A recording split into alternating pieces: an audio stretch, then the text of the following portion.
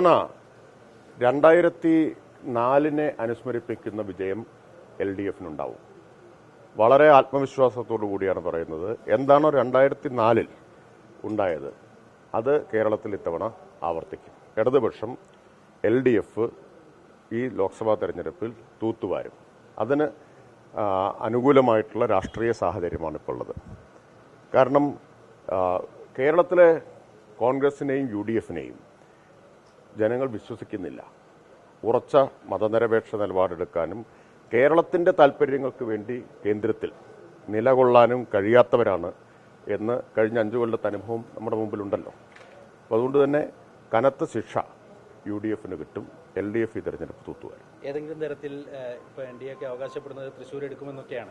അത്തരത്തിൽ ഏതെങ്കിലും ഒരു സാഹചര്യം നിലനിൽക്കുന്നു, നിങ്ങൾ അങ്ങനെ കരുതുന്നുണ്ടോ? നേരത്തെ ചില വാർത്തകളൊക്കെ വരുന്നുണ്ടായിരുന്നു. BJP-യുടെ സ്ഥിതി കൂടുതൽ ദയനീയമാവും. കേരളത്തിൽ BJP-യുടെ സ്ഥിതി കൂടുതൽ ദയനീയമാവും. ഇടതുപക്ഷത്തിന്റെ മുന്നേറ്റം ഉണ്ടാവുക എന്ന് പറഞ്ഞാൽ തന്നെ അതിനർത്ഥം BJP-ക്ക് നിലവിലുള്ളതിനേക്കാൾ ദയനീയമായിട്ടുള്ള പതനമുണ്ടാവുക എന്നതാണ്. ഇപ്പം കഴിഞ്ഞ അസംബ്ലി തെരഞ്ഞെടുപ്പിൽ LDF-ന് വൻ വിജയമുണ്ടായപ്പോൾ BJP-ക്ക് കേരളത്തിലുണ്ടായിരുന്ന ഏക സീറ്റ് കൂടി പോയില്ലേ? അപ്പോൾ ഇടത് മുന്നേറ്റം സംഭവിക്കുമ്പോൾ സ്വാഭാവികമായിട്ട് സംഭവിക്കുന്ന കാര്യം BJP-യുടെ ഉണ്ടാവുന്ന പതനം കൂടിയാണ്. ഈ വടകര സീറ്റിലൊക്കെ BJP-യുമായി ചില ബന്ധങ്ങളൊക്കെ ഉണ്ട് എന്ന് കെ മുരളീധരനൊക്കെ ഇന്നലെ ആവർത്തിക്കുന്നത് കണ്ടു. അത്തരം പരാമർശങ്ങൾക്കുള്ള മറുപടി എന്താണ്? പരിഹാസ്യം, അസംബന്ധം എന്നാണ് മറുപടി. ഈ BJP-യുമായിട്ട് പാരമ്പര്യമായി ബന്ധമുള്ള ആളാണല്ലോ മുരളീധരൻ, ശ്രീ കെ മുരളീധരൻ. അപ്പോൾ അസംബന്ധമാണ് അദ്ദേഹം പറഞ്ഞത് എന്ന് മാത്രമേ പറയാൻ.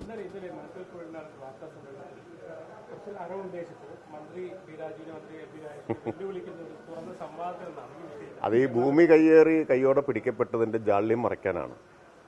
അത്രേ ഉള്ളൂ. അതിനെ കാണേണ്ട. അല്ല, അതാ പറഞ്ഞത്.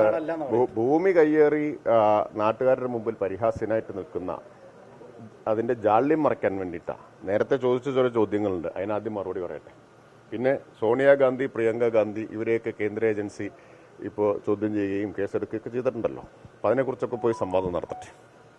ഭൂമിയും കയ്യേറി വന്നിട്ട് സംവാദത്തിന് തയ്യാറാണെന്നാണോ? ജാള്യം മറയ്ക്കാൻ വേണ്ടിയിട്ടുള്ളതാണതൊക്കെ. പൂർണ്ണമായ അസംബന്ധമാണത്. ഞങ്ങൾ അങ്ങോട്ട് ഉയർത്തിയ ചോദ്യത്തിനൊന്നും മറുപടിയില്ലാതെ ഇപ്പോൾ വീണ്ടും പ്രസ്താവനയുമായിട്ട് വരുന്നത് കയ്യോടെ പിടിക്കപ്പെട്ടതിൻ്റെ ജാള്യമാണ്. എന്തായിരുന്നു അവകാശവാദം? ഇപ്പോൾ കയ്യോടെ പിടിക്കപ്പെട്ടല്ലോ, അത് വ്യക്തമായി കഴിഞ്ഞല്ലോ ഭൂമി കയ്യേറി എന്നുള്ളത്. അതിന് മറുപടി ആദ്യം പറയട്ടെ.